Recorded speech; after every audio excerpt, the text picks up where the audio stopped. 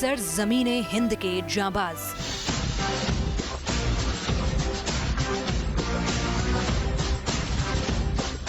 पहाड़ों से भी ऊंचे हैं इनके हौसले।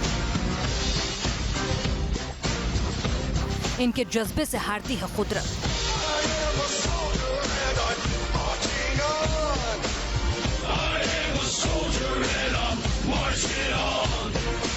इनके कदम ताल से थर्राती हैं बर्फीली चोटियां।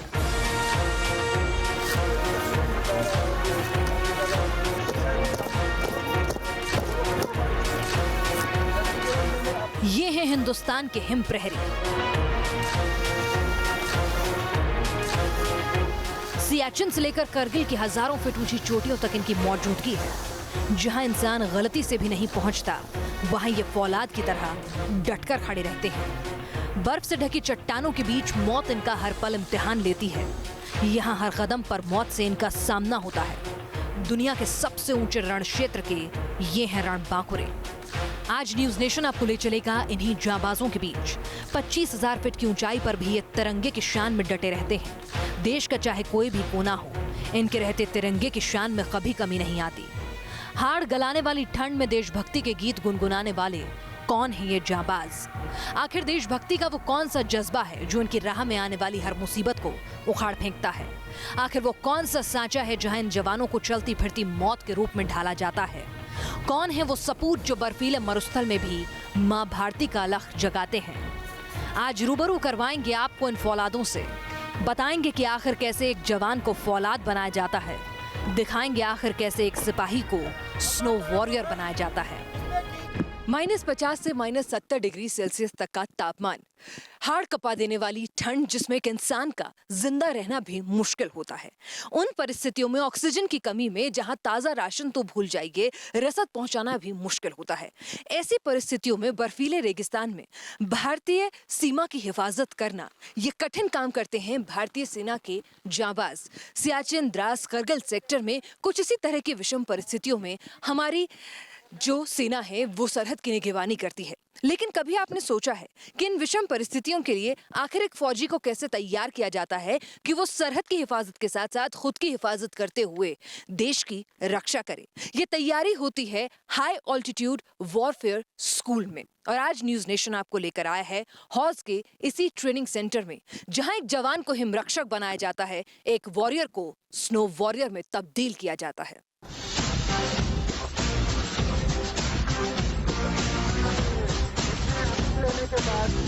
बर्फीली हवाओं के थपेड़ों के बीच जब दिन भर सूरज नहीं निकलता, तब ये जवान अपनी मंजिल फतह करने के लिए निकलते हैं। दिन का डरावना सन्नाटा जहां बेसुध करने वाला होता है, तब ये जवान दुश्मन को मौत की नींद सुलाने का हुनर सीखने निकलते हैं। यहाँ हौज में जो जांबाज आते हैं उन्हें एक ही मोटो दिया जाता है, higher the better, tougher the better. यानी मुश्किल जितनी ज्यादा होगी उतना बेहतर होगा। और यही सोच के साथ उन्हें हिमरक्षक के तौर पर तैयार किया जाता है। उन्हें मानसिक तौर पर इतना मजबूत बनाया जाता है। 9 हफ्ते की यहाँ ट्रेनिंग होती है हौज में, और उसके बाद जो चुनिंदा सैनिक होते हैं उनको एडवांस ट्रेनिंग के लिए फिर 3 हफ्ते की एडवांस ट्रेनिंग होती है। और उनकी रॉक ट्रेनिंग जो होती है वो सोनमर्ग के स्कूल में होती है। लेकिन जब ऑपरेशनल पोस्टिंग होती है उससे पहले भी जो अलग अलग बैटल स्कूल बने हुए हैं, जैसे सियाचिन बैटल स्कूल है, द्रास बैटल स्कूल है, वहां पर जाके ऑपरेशनल पोस्टिंग से पहले उनको एक बार फिर से ट्रेन किया जाता है। गुलमर्ग की वादियों में बने हाई ऑल्टीट्यूड वॉरफेयर स्कूल यानी हौज में जवानों को कड़ी ट्रेनिंग से गुजरना पड़ता है।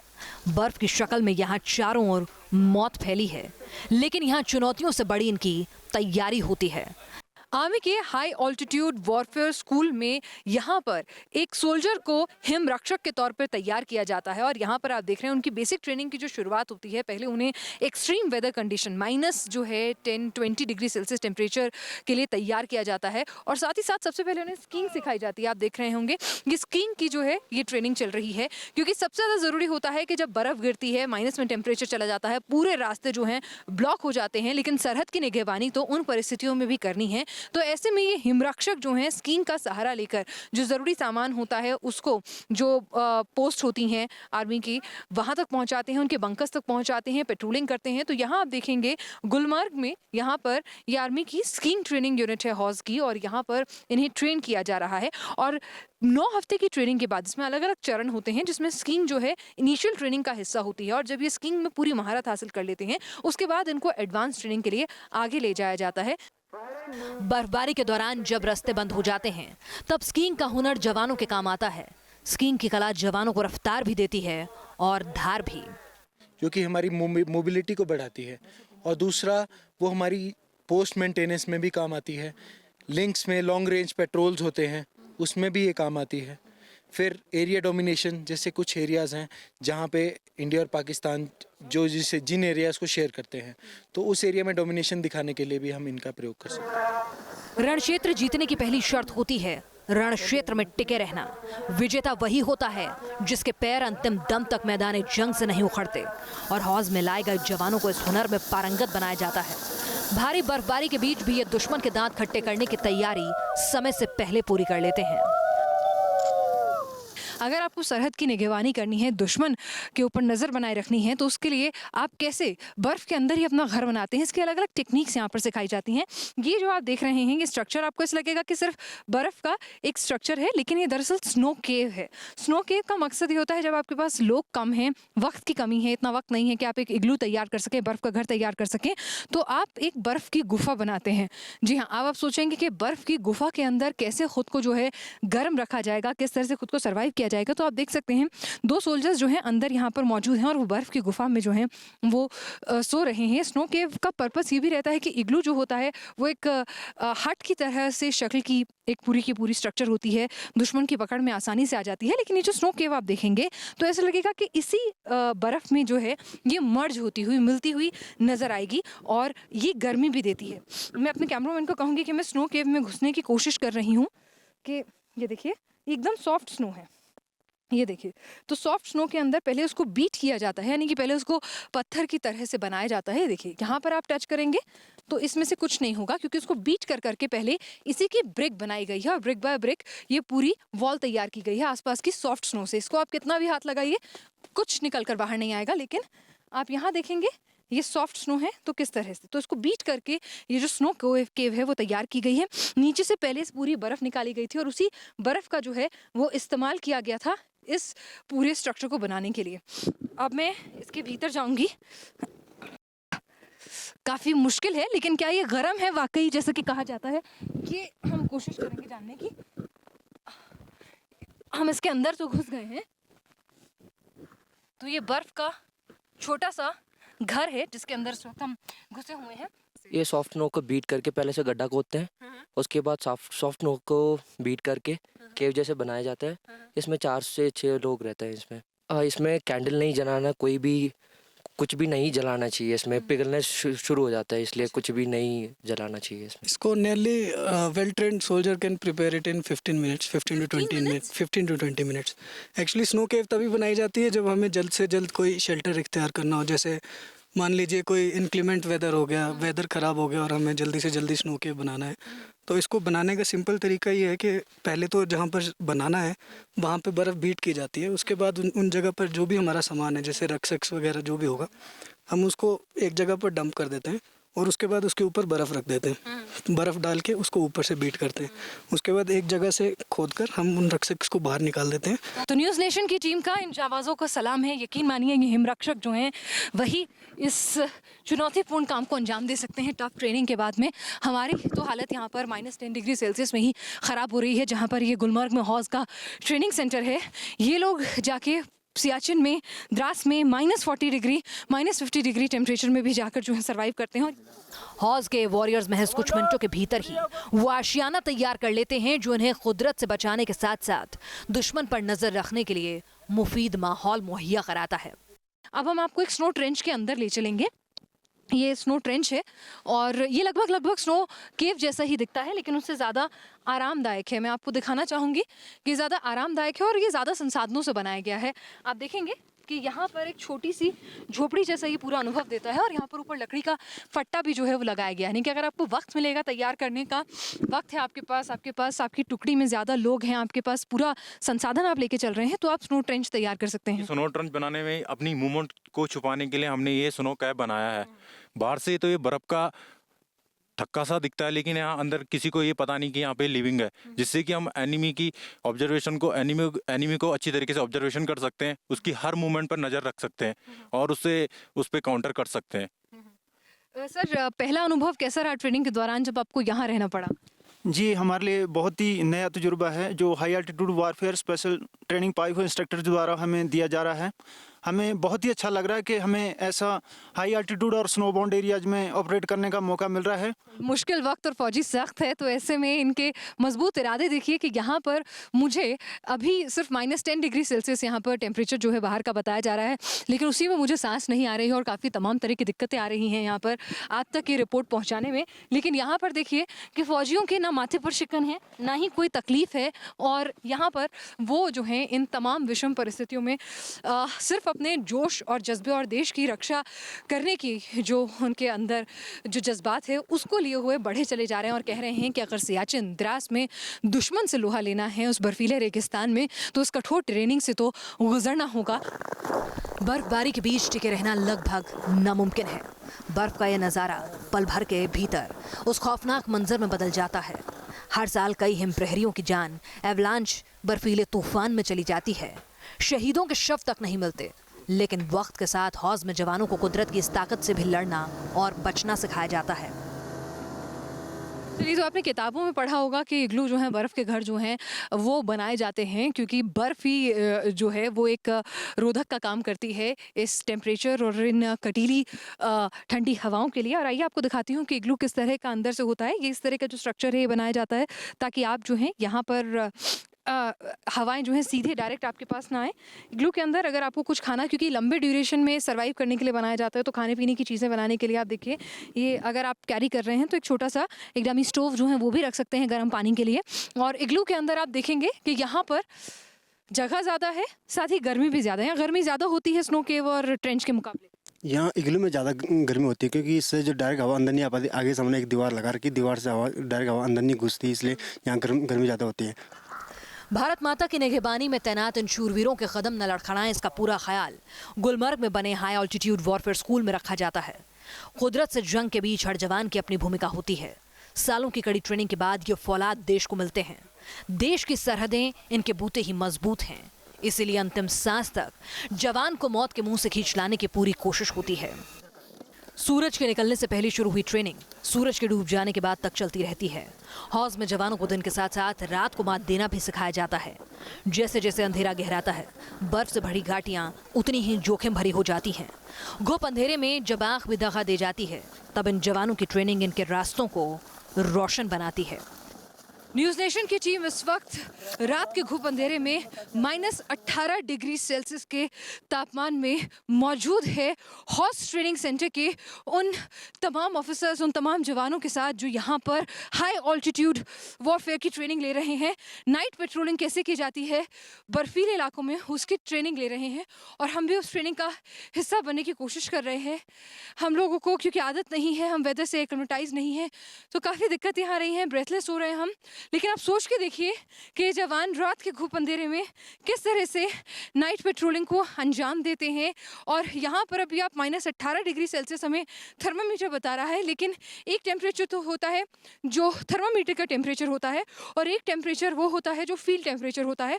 और इस वक्त जो हमें जानकारी दी गई है यहाँ के ऑफिसर्स द्वारा, जो फील्ड टेम्परेचर है यहाँ पर वो इस वक्त -25 डिग्री सेल्सियस से भी ज़्यादा है, क्योंकि यहाँ पे तेज़ बर्फीली हवाएं जो हैं वो चल रही हैं। पूरी रात ये लोग जो हैं पेट्रोलिंग को अंजाम देते हैं। हमारी वजह से अभी एक छोटे एरिया में पेट्रोलिंग कर रहे हैं क्योंकि हम इन एक्सट्रीम वेदर कंडीशंस के और स्नो पर चलने के आदी नहीं हैं, तो इसीलिए ये हमें ट्रेनिंग डेमो यहाँ करके दिखा रहे हैं। तो आप अंदाज़ा लगाइए जब ये और ऊपर जाते होंगे और ज़्यादा स्नो के अंदर, घने जंगलों के अंदर घुसते होंगे जहाँ हमारा चलना मुमकिन नहीं है, तो कितना मुश्किल होता होगा इस गश्त को अंजाम देना। सियाचिन जैसे इलाके में रात में तापमान -50 डिग्री सेल्सियस तक पहुंच जाता है। एक एक पल एक एक साल जैसा लगता है। फिर भी हौज में ट्रेनिंग के पाए जवान रात भर अपने मोर्चे पर डटे रहते हैं। गुलमर्ग में -20 डिग्री सेल्सियस में महज कुछ मिनट बिताने के बाद ही हमारे पैर लड़खड़ाने लगे, लेकिन हड्डियों में सुई की तरह चुभने वाली हवाएं इन जवानों का कुछ भी नहीं बिगाड़ सकी। तो ये देखिए, मैं पूरी अंदर तक धंस जाती हूँ। तो सोच के देखिए आप कि -20 डिग्री से भी ज़्यादा का तापमान, -40-50 सियाचिन द्रास में पहुंचता तापमान, उस सब के बीच में ये हिमरक्षक हमारी सरहदों की निगरानी करते हुए अपनी पोस्ट पर हेलोसी पर चौकसी बरतते हुए कितना मुश्किल होता होगा। यकीन मानिए, आज इनकी तकलीफ़ों को इस ट्रेनिंग में महसूस कर पाना ये एक बहुत छोटा सा अनुभव है, क्योंकि ये रियल सिचुएशन अभी भी 50 डिग्री सेल्सियस नहीं है, 20-25 डिग्री सेल्सियस है। रात गुजर रही थी, अगली सुबह होने वाली थी और इस सुबह के साथ हमें नजर आने वाला था ऊंची वादियों के इन बहादुरों के शौर्य की एक और तस्वीर। जम्मू कश्मीर की बर्फीली वादियों के बीच मुस्तैद जवान हर पल खतरे के बीच घिरे रहते हैं। सफेद आफत के बीच जैसे जैसे अंधेरा गहराता है, बर्फ से भरी घाटियां उतनी ही जोखिम भरी होती चली जाती हैं। घुप अंधेरे में इन जवानों के लिए गश्त पर निकलना आसान नहीं होता। न्यूज़ नेशन की टीम इस वक्त रात के घुप अंधेरे में -18 डिग्री सेल्सियस के तापमान में मौजूद है हॉर्स ट्रेनिंग सेंटर के उन तमाम ऑफिसर्स, उन तमाम जवानों के साथ जो यहाँ पर हाई ऑल्टीट्यूड वॉरफेयर की ट्रेनिंग ले रहे हैं। नाइट पेट्रोलिंग कैसे की जाती है बर्फीले इलाकों में, उसकी ट्रेनिंग ले रहे हैं और हम भी उस ट्रेनिंग का हिस्सा बनने की कोशिश कर रहे हैं। हम लोगों को क्योंकि आदत नहीं है, हम वेदर से एक्लिमेटाइज नहीं है, तो काफ़ी दिक्कतें आ रही हैं, ब्रेथलेस हो रहे हैं हम। लेकिन आप सोच के देखिए कि ये जवान रात के घुप अंधेरे में किस तरह से नाइट पेट्रोलिंग को अंजाम देते हैं। गुलमर्ग की हाड़ कपा देने वाली ठंड में कुछ पल बिताना भी जंग लड़ने से कम नहीं होता, लेकिन पहाड़ से हौसले के आगे हड्डियों में सुई की तरह चुभने वाली हवाएं टकराकर अपना रुख बदल देती हैं। तो ये देखिए, मैं पूरी अंदर तक धंस जाती हूँ।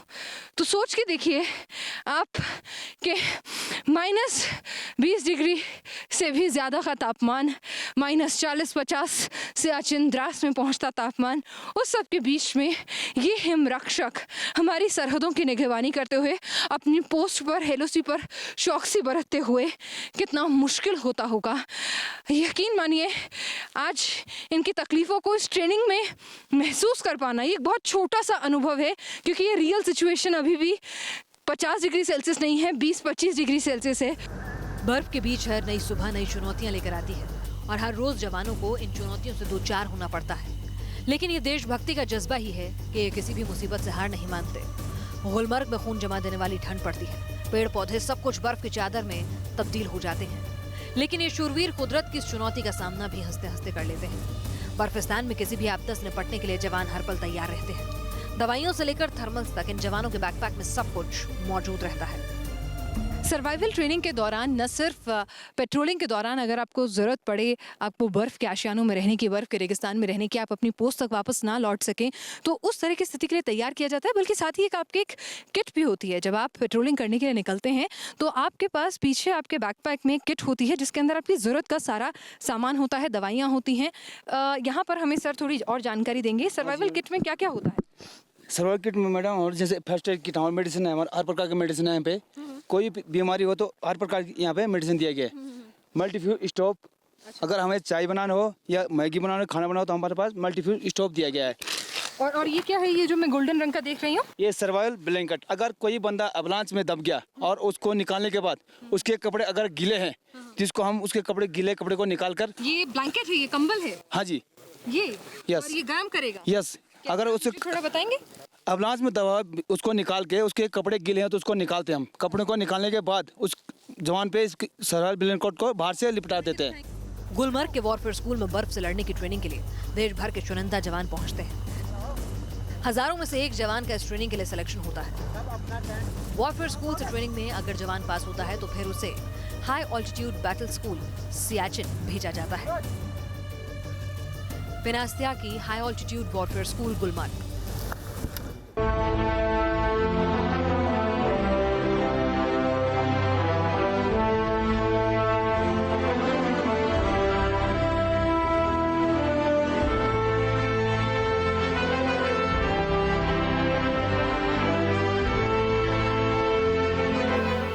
सर जमीने हिंद के जांबाज।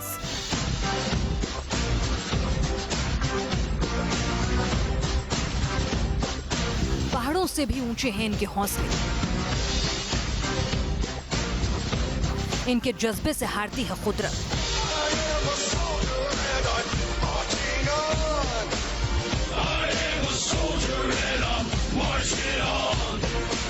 इनके कदम ताल से थर्राती हैं बर्फीली चोटियां।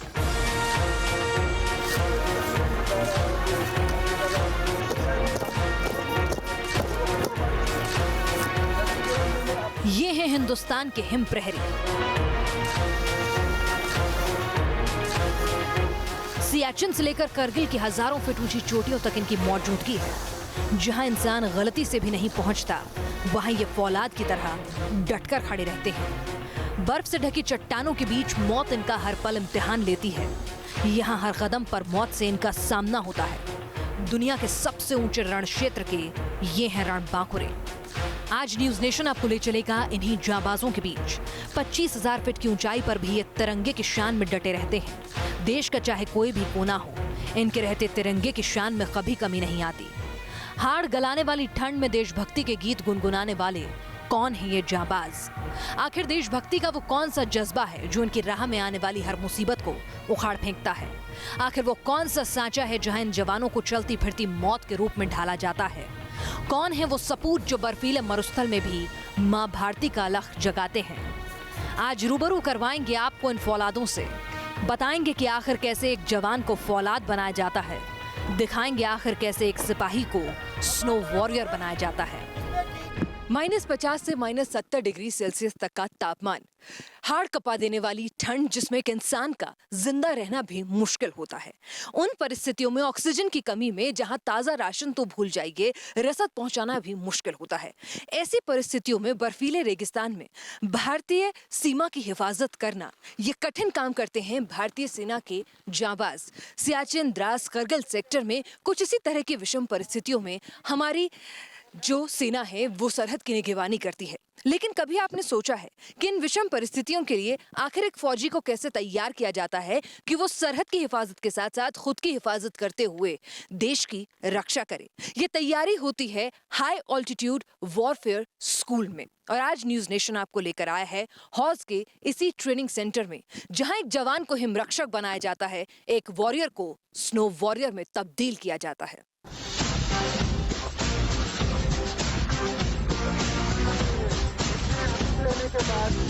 बर्फीली हवाओं के थपेड़ों के बीच जब दिन भर सूरज नहीं निकलता, तब ये जवान अपनी मंजिल फतह करने के लिए निकलते हैं। दिन का डरावना सन्नाटा जहां बेसुध करने वाला होता है, तब ये जवान दुश्मन को मौत की नींद सुलाने का हुनर सीखने निकलते हैं।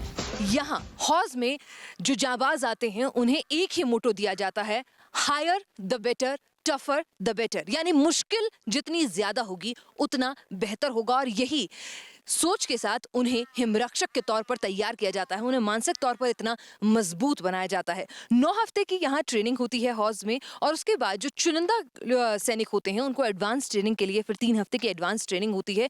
और उनकी रॉक ट्रेनिंग जो होती है वो सोनमर्ग के स्कूल में होती है। लेकिन जब ऑपरेशनल पोस्टिंग होती है उससे पहले भी जो अलग अलग बैटल स्कूल बने हुए हैं, जैसे सियाचिन बैटल स्कूल है, द्रास बैटल स्कूल है, वहां पर जाके ऑपरेशनल पोस्टिंग से पहले उनको एक बार फिर से ट्रेन किया जाता है।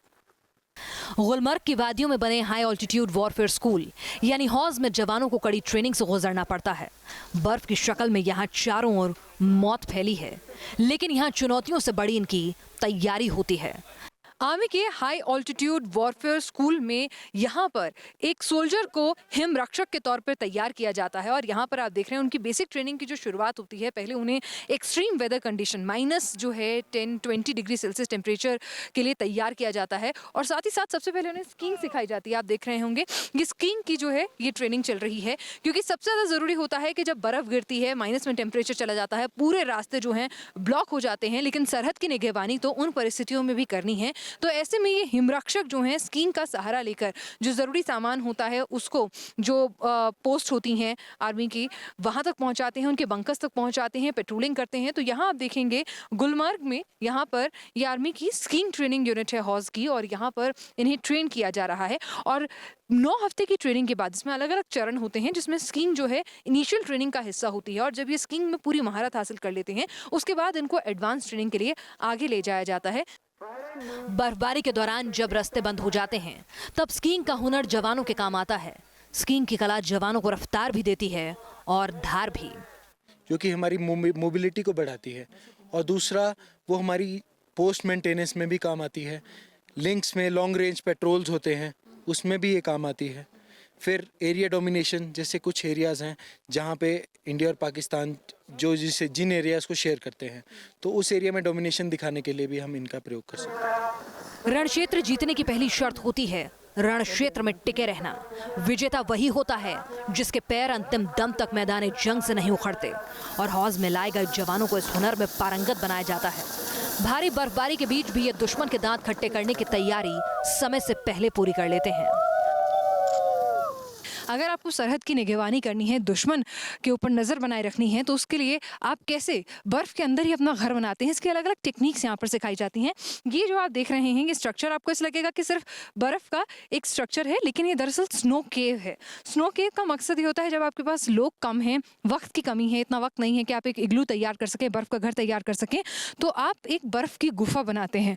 जी हाँ, अब आप सोचेंगे कि बर्फ़ की गुफा के अंदर कैसे खुद को जो है गर्म रखा जाएगा, किस तरह से खुद को सर्वाइव किया जाएगा। तो आप देख सकते हैं 2 सोल्जर्स जो हैं अंदर यहाँ पर मौजूद हैं और वो बर्फ़ की गुफा में जो हैं वो सो रहे हैं। स्नो केव का पर्पस ये भी रहता है कि इग्लू जो होता है वो एक हट की तरह से शक्ल की एक पूरी की पूरी स्ट्रक्चर होती है, दुश्मन की पकड़ में आसानी से आ जाती है। लेकिन ये जो स्नो केव आप देखेंगे तो ऐसा लगेगा कि इसी बर्फ़ में जो है ये मर्ज होती हुई मिलती हुई नज़र आएगी, और ये गर्मी भी देती है।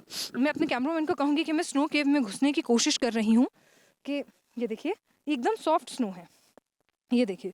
तो सॉफ्ट स्नो के अंदर पहले उसको बीट किया जाता है, यानी कि पहले उसको पत्थर की तरह से बनाया जाता है। देखिए यहाँ पर आप टच करेंगे तो इसमें से कुछ नहीं होगा, क्योंकि उसको बीट कर करके पहले इसी की ब्रिक बनाई गई है, और ब्रिक बाय ब्रिक ये पूरी वॉल तैयार की गई है आसपास की सॉफ्ट स्नो से। इसको आप कितना भी हाथ लगाइए कुछ निकल कर बाहर नहीं आएगा। लेकिन आप यहाँ देखेंगे ये सॉफ्ट स्नो है तो किस तरह से, तो इसको बीट करके ये जो स्नो केव है वो तैयार की गई है।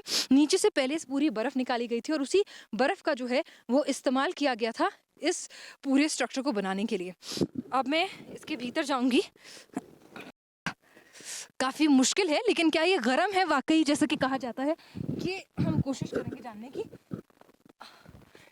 हम इसके अंदर तो घुस गए हैं, तो ये बर्फ़ का छोटा सा घर है जिसके अंदर इस वक्त हम घुसे हुए हैं। ये सॉफ्ट स्नो को बीट करके पहले से गड्ढा खोदते हैं, उसके बाद सॉफ्ट स्नो को बीट करके केव जैसे बनाया जाता है। इसमें 4 से 6 लोग रहते हैं। इसमें कैंडल नहीं जलाना, कोई भी कुछ भी नहीं जलाना चाहिए, इसमें पिघलने शुरू हो जाता है, इसलिए कुछ भी नहीं जलाना चाहिए इसमें। इसको nearly well trained soldier can prepare it in 15 minutes, 15 to 20 minutes, 15 to 20 minutes. Actually snow केव तभी बनाई जाती है जब हमें जल्द से जल्द कोई शेल्टर इख्तियार करना हो। जैसे मान लीजिए कोई इनक्लीमेंट वेदर हो गया, वेदर ख़राब हो गया और हमें जल्दी से जल्दी स्नो केव बनाना है, तो इसको बनाने का सिंपल तरीका ये है कि पहले तो जहाँ पर बनाना है वहाँ पे बर्फ़ बीट की जाती है। उसके बाद उन जगह पर जो भी हमारा सामान है, जैसे रक्सक्स वगैरह जो भी होगा, हम उसको एक जगह पर डंप कर देते हैं और उसके बाद उसके ऊपर बर्फ़ रख देते हैं। बर्फ़ डाल के उसको ऊपर से बीट करते हैं। उसके बाद एक जगह से खोदकर हम उन रक्सक्स को बाहर निकाल देते हैं। तो न्यूज़ नेशन की टीम का इन जाबाजों को सलाम है। यकीन मानिए ये हिमरक्षक जो हैं वही इस चुनौतीपूर्ण काम को अंजाम दे सकते हैं। टफ ट्रेनिंग के बाद में हमारी तो हालत यहाँ पर -10 डिग्री सेल्सियस में ही ख़राब हो रही है, जहाँ पर ये गुलमर्ग में हौज़ का ट्रेनिंग सेंटर है। ये लोग जाके सियाचिन में, द्रास में -40 डिग्री, -50 डिग्री टेम्परेचर में भी जाकर जो है सर्वाइव करते हैं। हौज के वॉरियर्स महज कुछ मिनटों के भीतर ही वो आशियाना तैयार कर लेते हैं जो इन्हें कुदरत से बचाने के साथ साथ दुश्मन पर नजर रखने के लिए मुफीद माहौल मुहैया कराता है। अब हम आपको एक स्नो ट्रेंच के अंदर ले चलेंगे। ये स्नो ट्रेंच है और ये लगभग स्नो केव जैसा ही दिखता है, लेकिन उससे ज़्यादा आरामदायक है। मैं आपको दिखाना चाहूँगी कि ज़्यादा आरामदायक है और ये ज़्यादा संसाधनों से बनाया गया है। आप देखेंगे कि यहाँ पर एक छोटी सी झोपड़ी जैसा ये पूरा अनुभव देता है और यहाँ पर ऊपर लकड़ी का फट्टा भी जो है वो लगाया गया है। यानी कि अगर आपको वक्त मिलेगा, तैयार करने का वक्त है आपके पास आपकी टुकड़ी में ज़्यादा लोग हैं, आपके पास पूरा संसाधन आप लेके चल रहे हैं, तो आप स्नो ट्रेंच तैयार कर सकते हैं। स्नो ट्रेंच बनाने में अपनी मूवमेंट को छुपाने के लिए हमने ये स्नो कैप बनाया है। बाहर से तो ये बर्फ का थक्का सा दिखता है, लेकिन यहाँ अंदर किसी को ये पता नहीं कि यहाँ पे लिविंग है, जिससे कि हम एनिमी की ऑब्जर्वेशन को एनिमी को अच्छी तरीके से ऑब्जर्वेशन कर सकते हैं, उसकी हर मूवमेंट पर नज़र रख सकते हैं और उस पर काउंटर कर सकते हैं। सर, पहला अनुभव कैसा रहा ट्रेनिंग के दौरान जब आपको यहाँ रहना पड़ा? जी, हमारे लिए बहुत ही नया तजुर्बा है जो high altitude warfare special training पाई हुई इंस्ट्रक्टर द्वारा हमें दिया जा रहा है। हमें बहुत ही अच्छा लग रहा है कि हमें ऐसा हाई एल्टीट्यूड और स्नो बाउंड एरियाज में ऑपरेट करने का मौका मिल रहा है। मुश्किल वक्त और फौजी सख्त है, तो ऐसे में इनके मजबूत इरादे देखिए कि यहाँ पर मुझे अभी सिर्फ -10 डिग्री सेल्सियस यहाँ पर टेम्परेचर जो है बाहर का बताया जा रहा है, लेकिन उसी में मुझे सांस नहीं आ रही है और काफ़ी तमाम तरह की दिक्कतें आ रही हैं यहाँ पर आप तक ये रिपोर्ट पहुँचाने में। लेकिन यहाँ पर देखिए कि फ़ौजियों के ना माथे पर शिकन है, ना ही कोई तकलीफ़ है, और यहाँ पर वो जो हैं इन तमाम विषम परिस्थितियों में सिर्फ अपने जोश और जज्बे और देश की रक्षा करने की जो उनके अंदर जो जज्बात है उसको लिए हुए बढ़े चले जा रहे हैं और कह रहे हैं कि अगर सियाचिन द्रास में दुश्मन से लोहा लेना है उस बर्फीले रेगिस्तान में, तो उस कठोर ट्रेनिंग से तो गुजरना होगा। बर्फबारी के बीच टिके रहना लगभग नामुमकिन है। बर्फ का यह नज़ारा पल भर के भीतर उस खौफनाक मंजर में बदल जाता है। हर साल कई हिमप्रहरियों की जान एवलांच बर्फीले तूफान में चली जाती है। शहीदों के शव तक नहीं मिलते, लेकिन वक्त के साथ हौज में जवानों को कुदरत की इस ताकत से भी लड़ना और बचना सिखाया जाता है। चलिए, तो आपने किताबों में पढ़ा होगा कि इग्लू जो है, बर्फ़ के घर जो हैं वो बनाए जाते हैं क्योंकि बर्फ़ ही जो है वो एक रोधक का काम करती है इस टेम्परेचर और इन कटीली ठंडी हवाओं के लिए। और आइए आपको दिखाती हूँ कि इग्लू किस तरह का अंदर से होता है। ये इस तरह का जो स्ट्रक्चर है ये बनाया जाता है ताकि आप जो हैं यहाँ पर हवाएं जो हैं सीधे डायरेक्ट आपके पास ना आए। इग्लू के अंदर अगर आपको कुछ खाना, क्योंकि लंबे ड्यूरेशन में सर्वाइव करने के लिए बनाया जाता है, तो खाने पीने की चीज़ें बनाने के लिए आप देखिए ये अगर आप कैरी कर रहे हैं तो एक छोटा सा एक डमी स्टोव जो है वो भी रख सकते हैं गर्म पानी के लिए। और इग्लू के अंदर आप देखेंगे कि यहाँ पर जगह ज़्यादा है, साथ ही गर्मी भी ज़्यादा है। गर्मी ज़्यादा होती है स्नो केव और ट्रेंच के मुकाबले। यहाँ इग्लू में ज़्यादा गर्मी होती है क्योंकि इससे जो डायरेक्ट हवा अंदर नहीं आ पाती। आगे सामने एक दीवार लगा रखी, दीवार से हवा डायरेक्ट हवा अंदर नहीं घुसती, इसलिए यहाँ गर्मी ज़्यादा होती है। भारत माता की निगहबानी में तैनात इन शूरवीरों के कदम न लड़खड़ाएं, इसका पूरा ख्याल गुलमर्ग में बने हाई ऑल्टीट्यूड वॉरफेयर स्कूल में रखा जाता है। कुदरत से जंग के बीच हर जवान की अपनी भूमिका होती है।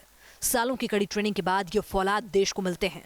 देश की सरहदें इनके बूते ही मजबूत हैं, इसीलिए अंतिम सांस तक जवान को मौत के मुंह से खींच लाने की पूरी कोशिश होती है। सूरज के निकलने से पहले शुरू हुई ट्रेनिंग सूरज के डूब जाने के बाद तक चलती रहती है। हौज में जवानों को दिन के साथ साथ रात को मात देना भी सिखाया जाता है। जैसे जैसे अंधेरा गहराता है, बर्फ से भरी घाटियां उतनी ही जोखिम भरी हो जाती हैं।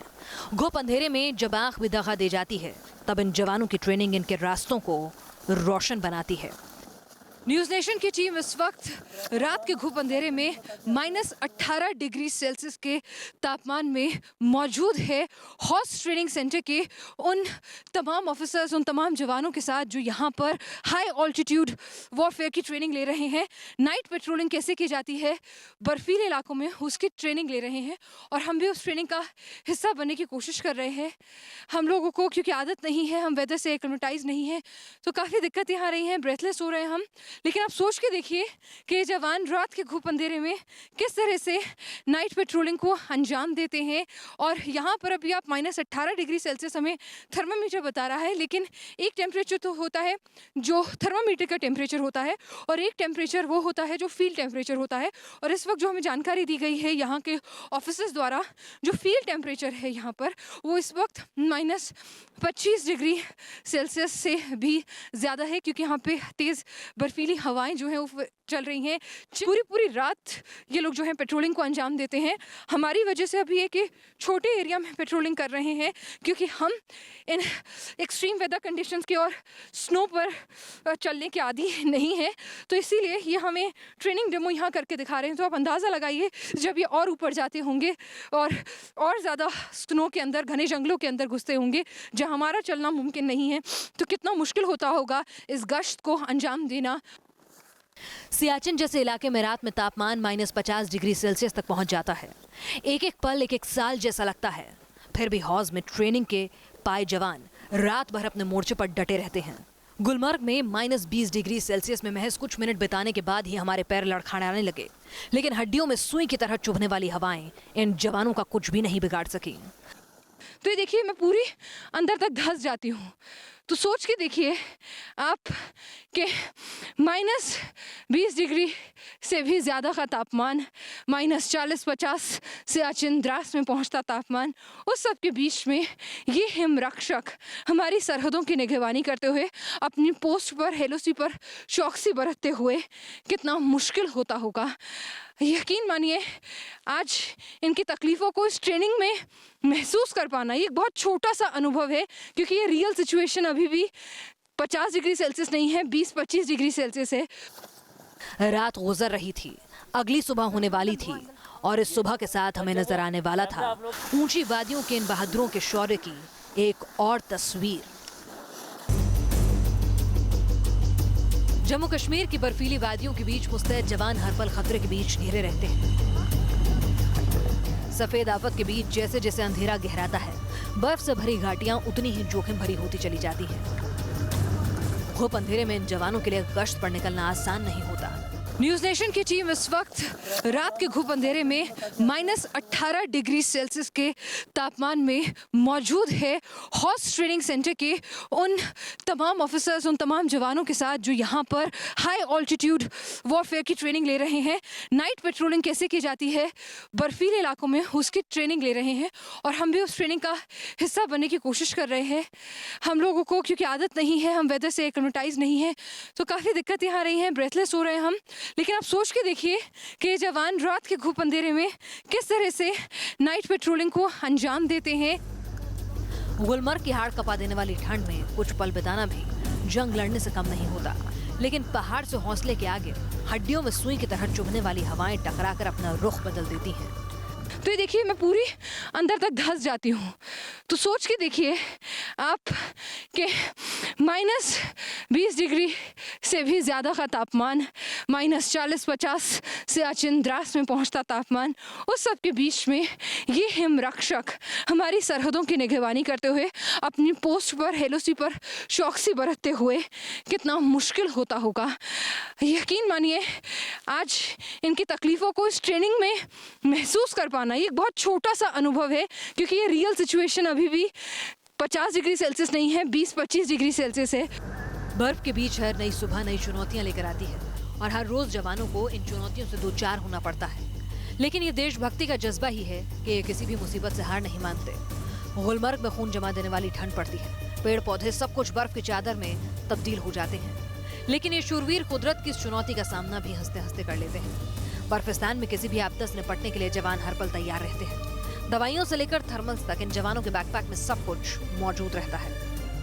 सर्वाइवल ट्रेनिंग के दौरान न सिर्फ पेट्रोलिंग के दौरान अगर आपको ज़रूरत पड़े, आपको बर्फ़ के आशियानों में रहने की, बर्फ़ के रेगिस्तान में रहने की, आप अपनी पोस्ट तक वापस ना लौट सकें, तो उस तरह की स्थिति के लिए तैयार किया जाता है। बल्कि साथ ही एक किट भी होती है। जब आप पेट्रोलिंग करने के लिए निकलते हैं तो आपके पास पीछे आपके बैकपैक में एक किट होती है जिसके अंदर आपकी ज़रूरत का सारा सामान होता है, दवाइयाँ होती हैं।